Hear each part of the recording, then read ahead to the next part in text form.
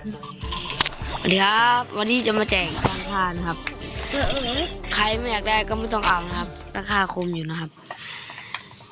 ใช้ไปแล้วดูเรื่องมันจะมาเอานะครับราคาคมนิดนึงครับครบนิดเดียวคมนะครับเดี๋ยวมาใครอยากได้ก็เอานะครับใครไม่อยากได้ก็ไม่ต้องเอาครับไม่จิตมาไม่ราคาก็วันนี้ครับไม่วันนี้มา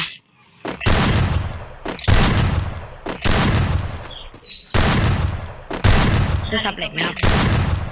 ฮะราคาชนะ